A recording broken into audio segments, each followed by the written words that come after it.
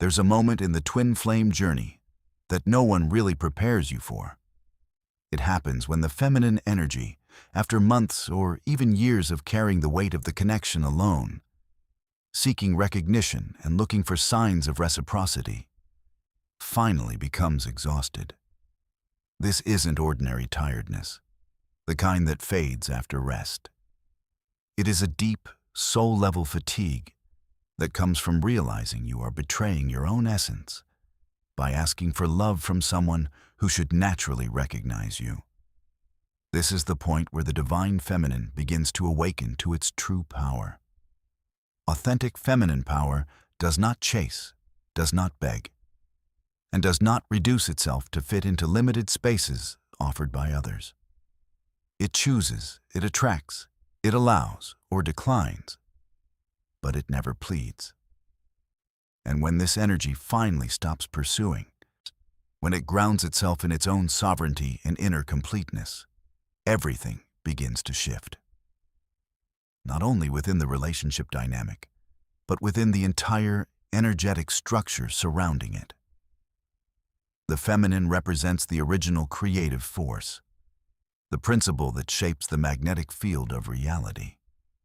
When it returns to its natural position, the masculine has no option but to respond. If you're watching this, you've likely reached a critical turning point in your spiritual path. Today, you'll understand why the exhaustion of the divine feminine is not a sign of defeat, but the final stage of awakening. Choosing to stop chasing is not giving up. It's the only approach that truly works in a twin flame connection. More importantly, you'll learn how to recognize whether you are operating from a place of lack or abundance, because that distinction changes everything. And if you stay until the end, you'll uncover the deeper insight that Carl Jung suggested about the true purpose of twin flames. Perhaps this journey was never about winning someone else, but about rediscovering yourself.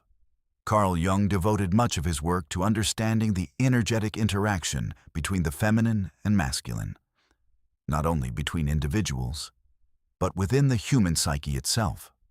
Through clinical study and exploration of alchemy and ancient traditions, he arrived at a conclusion that challenges modern beliefs about relationships. The feminine is the active creative force, while the masculine is the responsive, reacting principle. This reverses the common idea of activity and passivity, and it is essential for understanding why many twin flame connections fail when energies are misaligned.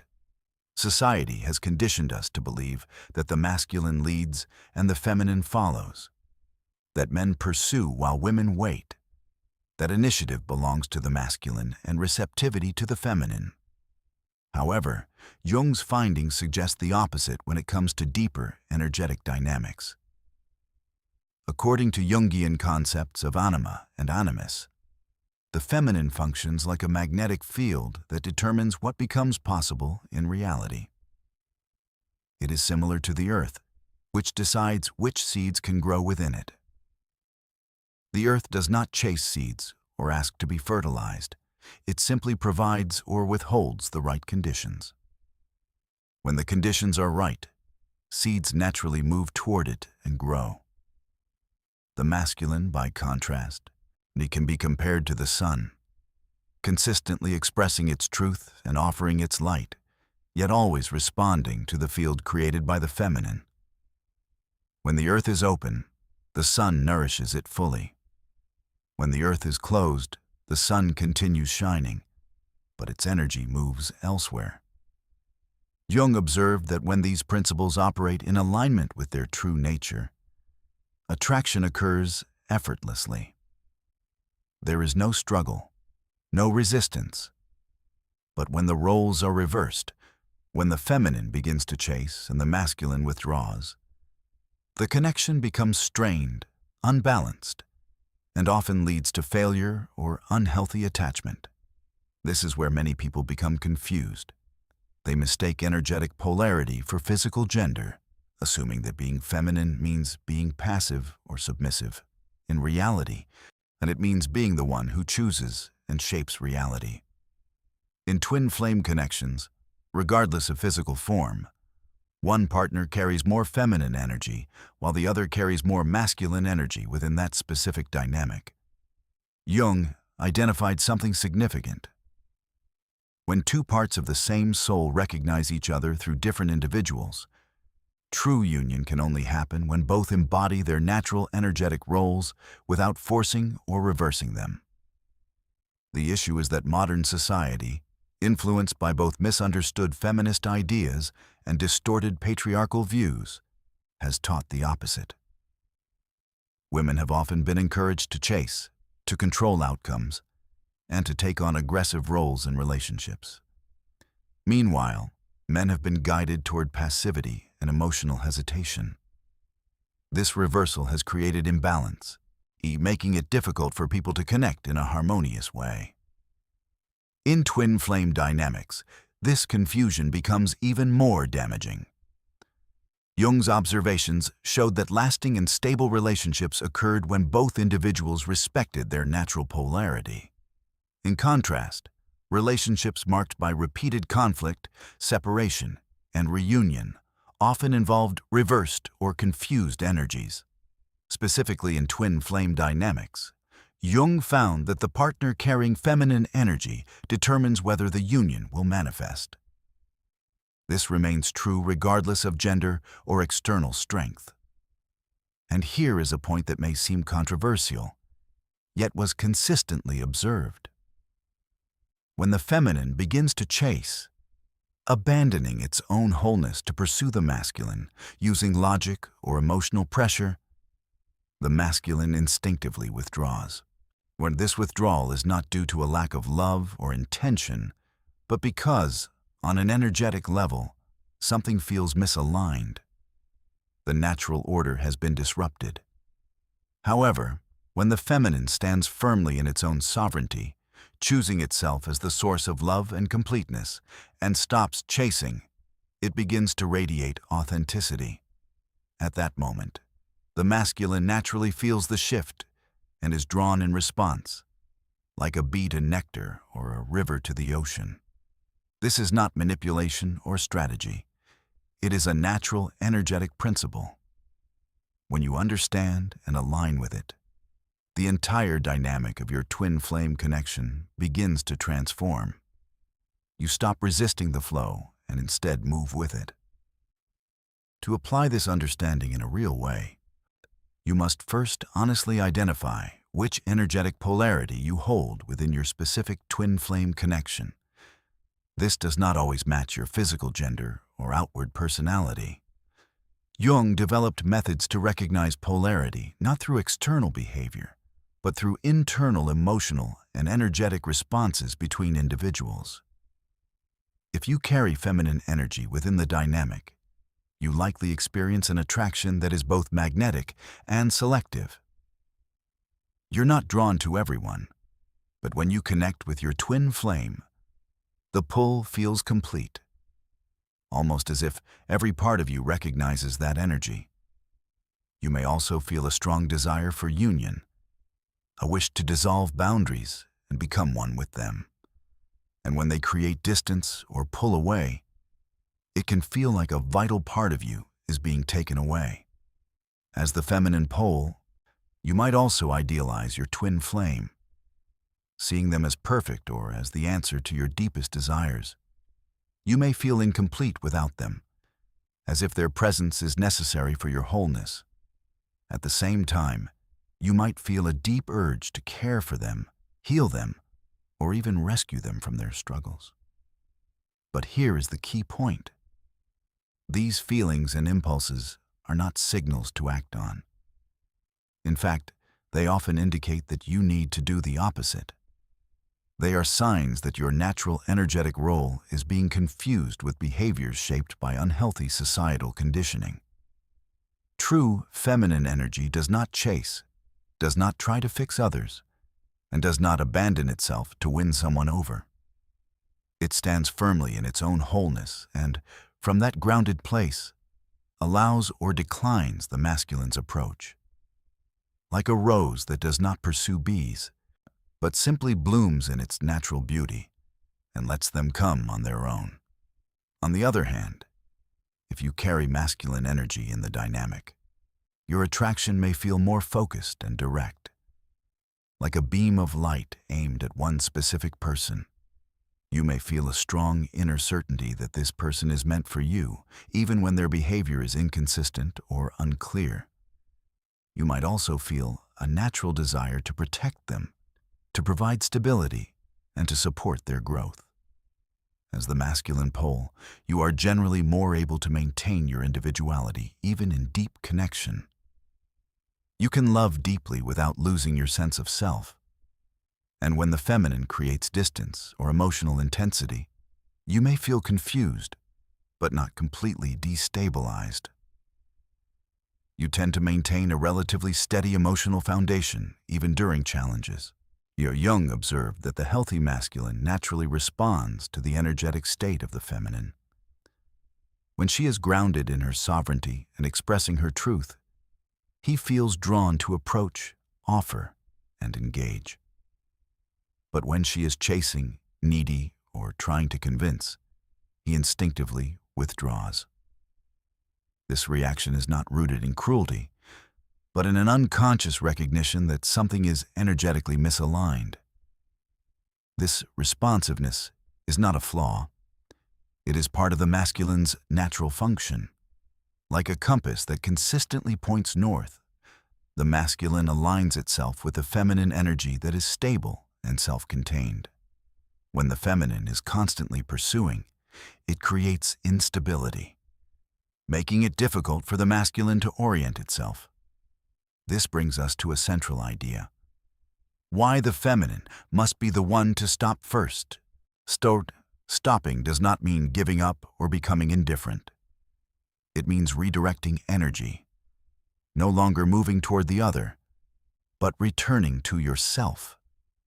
Jung recognized that the final phase of the twin flame journey begins when the feminine makes a deep internal decision to choose herself as the primary source of love, fulfillment, and wholeness. This is not done as a tactic to attract the masculine, but as a genuine act of self-respect and inner alignment. When the feminine stops abandoning herself in hopes of gaining the masculine's attention, when she stops reshaping herself to meet perceived expectations and stops sacrificing her truth to maintain the bond, something shifts within the energetic connection. She begins to emit a different frequency, one based on conscious choice rather than need, on inner abundance rather than emotional lack. The masculine, being naturally responsive to this field, immediately senses the change. It is as if a new light has been activated, one that was not present before. Her energy becomes magnetic in a way that was not possible while she was chasing. Jung documented similar patterns in many clinical cases, where individuals caught in obsessive relational dynamics were able to transform those patterns simply by changing their relationship with themselves. One notable example involved a woman who spent 2 years pursuing a man she believed was her twin flame. She adjusted her life to fit his availability, suppressed her opinions to avoid conflict, and gave up personal interests to maintain the connection. The more she did this, the more he distanced himself, becoming inconsistent and emotionally unavailable. Through Jung's guidance, she began to see that her focus on external union was preventing her inner development.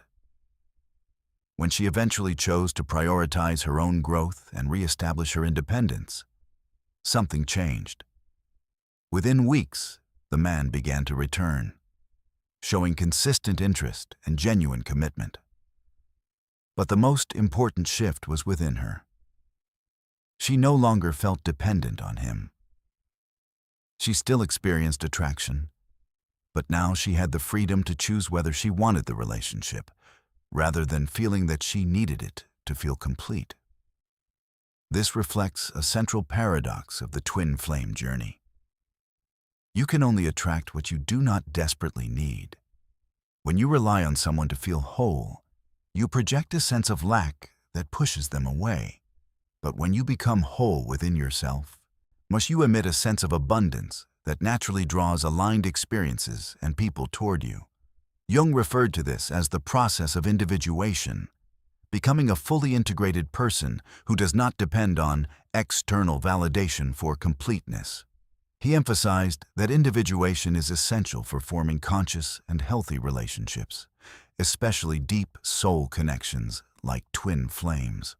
When the feminine undergoes individuation, no longer defining herself by the masculine's responses but by her own inner truth, she naturally becomes more attractive. This is not due to strategy, but because she expresses genuine integrity. And that authenticity has a magnetic quality that emotional dependency cannot replicate. The masculine, who previously withdrew from neediness, now feels drawn to this energy of independence and choice. He senses that he can approach freely without being pulled into emotional dependency. He feels that his presence is welcomed, not required to fill a void. However, an important nuance must be understood. Choosing yourself does not mean becoming selfish or emotionally distant. It means learning to love in a mature way, rather than through dependency. Mature love comes from fullness, not emptiness. It gives freely rather than demanding fulfillment. It respects individuality instead of trying to reshape the other person. This kind of love is only possible when you take responsibility for your own emotional needs. Jung observed that when two individuals relate from a place of completeness, they form what he called a union of opposites. This is not a fusion where identities disappear, but a balanced connection where two whole individuals complement each other. This is the true aim of the twin flame journey. Not to find someone who completes you, but to meet someone who is already whole, like you, and consciously create something meaningful together. Like two skilled artists collaborating, each brings their own mastery, and together they create something greater than either could alone. But how does this translate into real action? How do you move from chasing to self-alignment? How do you stop pursuing without becoming cold or disconnected? And how do you choose yourself without closing your heart? Jung addressed these questions through practical inner work. The first step is developing self-observation, the ability to notice your thoughts, emotions, and behaviors without judgment. You begin to recognize when you are acting from lack versus abundance. A mindset of lack shows up as urgency, a need for immediate validation, and a tendency to interpret silence as rejection. A mindset of abundance shows up as patience, the ability to allow space, and a quiet confidence that what is meant for you will unfold naturally. The second step is learning to distinguish between love and attachment. Love is expansive. It seeks the well-being of the other without conditions. Attachment, on the other hand, is driven by control and the need to have the other behave in ways that satisfy personal needs. When you truly love someone, you can wish for their happiness even if it doesn't include you. When you are attached, you can only imagine their happiness if it involves you. The third step is developing a consistent practice of inner fulfillment. This means creating sources of joy, meaning, and love that do not depend on any specific person. It can come through art, nature, spirituality, purposeful work, meaningful friendships, or any activity that reconnects you with your own essence and allows you to feel alive within yourself. The fourth step is learning to establish healthy, energetic boundaries. This involves no longer reshaping yourself to please others, no longer suppressing your truth to avoid conflict, and no longer offering emotional availability to those who do not show consistent reciprocity. This is not done out of manipulation or retaliation, but from a place of self-respect. The fifth step, and perhaps the most important, is building a close and loving relationship with your own presence. It means learning to enjoy your own company, support yourself during difficult times, celebrate your achievements, and forgive your mistakes. When you become your own closest companion, you stop seeking these roles from others in a desperate way. Jung understood that this transformation does not happen instantly. It is a gradual process that may take months or even years, depending on how deeply rooted your patterns of dependency are. However, each small step in this direction shifts your energetic state in a noticeable way. Not only for you, but also for those around you. This is where a significant shift occurs. When you establish yourself in this inner sovereignty, when you stop chasing your twin flame and begin living your own life fully, two outcomes become possible. The first is that they may recognize what they lost and begin pursuing you with the same intensity you once directed toward them. The second is that you may realize you no longer need them to feel complete, opening the door to more mature and aligned connections. In both scenarios, you benefit. Either you reconnect with your twin flame from a place of strength and wholeness, creating a stable foundation for a conscious relationship, or you discover your ability to attract and maintain connections that better reflect who you have become. Regardless of the external result, the true reward is internal. You reclaim your sense of self. You stop existing on the edges of someone else's life and return to being the center of your own story. You move away from seeking small fragments of love and become a consistent source of it within yourself and for others. Jung stated that the ultimate goal of human development is not to find another half, but to become whole independently. From this perspective, twin flames do not come into our lives to complete us, but to awaken us to our own completeness. The recognition between two people serves as a mirror, reflecting each soul in its entirety. However, the process of becoming that whole self is always individual and cannot be transferred. When the divine feminine reaches the point of exhaustion and chooses to stop chasing, it is not a rejection of love. It is a decision to embrace real love, beginning with oneself. It is choosing to be valued by someone who recognizes that worth naturally, rather than trying to convince someone of it. It is choosing to become magnetic through authenticity, rather than driven by need. This decision, even when made quietly within, has the power to influence not only your own life, but also the energy of those around you. When someone truly stands in their inner sovereignty, they become an example that it is possible to love without losing oneself, to connect without self-abandonment, and to desire without desperation.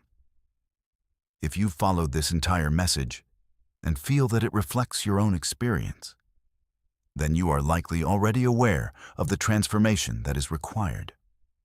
To support this process, I've created 2 resources based on Jung's teachings on individuation and conscious relationships. The first is 21 Days of Transformation with Carl Jung, a structured guide designed to help you apply key techniques for self-development and inner integration. Over the course of 21 days, you will work with exercises focused on understanding your unconscious patterns, integrating your shadow, and strengthening your emotional and spiritual independence. It is designed as a step-by-step approach to becoming more aligned with your true self. The second resource is the Soul Survival Manual, created for those navigating the intensity of a twin flame journey. It offers practical tools grounded in depth psychology to help you manage the most difficult moments. When old patterns of pursuit return, when the need for control feels overwhelming, or when you question your ability to continue this inner work. You can find access to these materials in the first pinned comment of the video. And now, I'd like to know who stayed until the end of this message. Share in the comments. I choose myself first. This is not just a statement. It reflects a commitment to your own growth. Only a small percentage of people on this path successfully shift their energetic patterns. Not because it is impossible, but because it requires the courage to challenge deeply ingrained beliefs about love and relationships. If you've reached this point, it suggests that you are capable of making that shift. The feminine energy within you is no longer willing to seek validation. It is ready to take its place as a creator, as a source of love, and as a force that attracts rather than pursues. When you make this decision, when you stop chasing and begin standing in your own presence, everything begins to change. Not necessarily because the external world transforms immediately, but because you become someone different. Someone who no longer seeks love externally because they embody it. Someone who does not chase connection because they naturally attract it. Someone who does not rely on others for completeness because they are already whole. And when you become that person, what is meant for you will come naturally. Whether it is the return of your twin flame with a renewed perspective, the arrival of more aligned relationships, or simply the deep fulfillment of living your life from a place of self-ownership. Thank you for your willingness to question patterns, to seek truth even when it challenges your previous beliefs. And most importantly, for committing to the inner work required to build conscious and mature relationships. I'll see you in the next video.